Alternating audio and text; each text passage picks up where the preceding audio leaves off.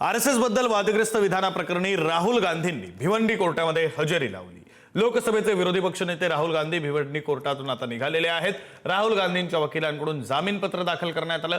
राहुल गांधींच्या जामिनाचं पत्र कोर्टानं स्वीकारलं अशी माहिती वकिलांनी दिलेली आहे। हर्षवर्धन सपकाळ राहुल गांधींचे नवे जामीनदार आहेत। भिवंडी न्यायालयामध्ये आले होते। आज राहुलजी भिवंडी न्यायालयात आले होते। आज त्यांच्या जामिनासाठी महाराष्ट्र प्रदेश काँग्रेस कमिटीचे जे प्रेसिडेंट आहेत हर्षवर्धन सकपाळजी, आज आम्ही त्यांचे बेलचे पेपर माननीय भिवंडी न्यायालयासमोर प्रस्तुत केलं आणि कोर्टाने ते ऍक्सेप्ट केलेलं आहे। फ्रेश जामीन देण्याचं कारण असं की नुकतंच आपल्या सर्वांना माहिती असेल की माननीय शिवराज पाटील चाकूरकर साहेब यांचं निधन झालं आणि त्यामुळे भारतीय नागरिक सुरक्षा संहितेनुसार प्रत्येक आरोपींना नवीन फ्रेश जामीन देणं बंधनकारक आहे। त्यामुळे आपले भिवंडीचे न्यायाधीश कोळसे साहेब यांनी तसा आदेश दिला की तुम्ही नवीन जामीन द्यावं आणि मग न्यायालयाच्या आदेशाप्रमाणे व भारतीय नागरिक सुरक्षा संहितेप्रमाणे आम्ही फ्रेश जामीन आज सबमिट केलं। या संदर्भात बोलण्यासाठी आपले प्रतिनिधी निकेश शार्दूल आपल्यासोबत जोडले गेलेले आहेत। निकेश आणखी विस्तृत तपशील देतील। निकेश,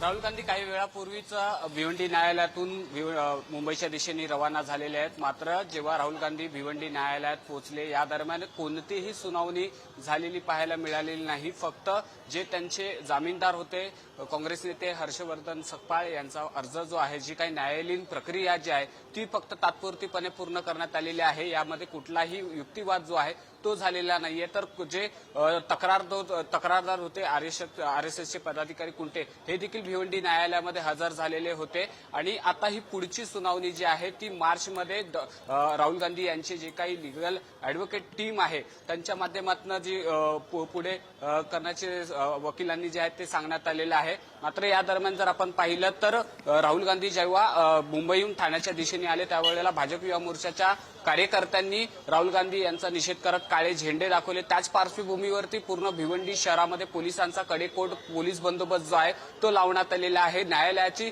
संपूर्ण जी समोरची जी काही वाहतूक आहे ती पूर्णपणे बंद ठेवण्यात आलेली आहे। आता राहुल गांधी भिवंडी न्यायालयातनं मुंबईच्या दिशेने गेलेले आहेत। त्यामुळे आता या प्रकरणाची मार्चमध्ये पुढची सुनावणी काय होते हे पाहणं महत्त्वाचं असणार आहे। धन्यवाद निकेश दिलेल्या या सगळ्या माहितीसाठी।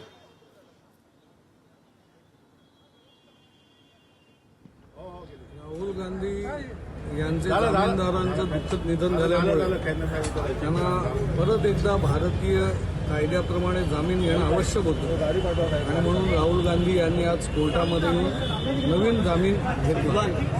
या देशामध्ये कायदा सर्वांना समान आहे, कोणी विशेष कायद्यापेक्षा वरती नाही, हे आज कोर्टाने सिद्ध केलं। पुढची तारीख काय दिली आहे? पुढची तारीख समजेल आता।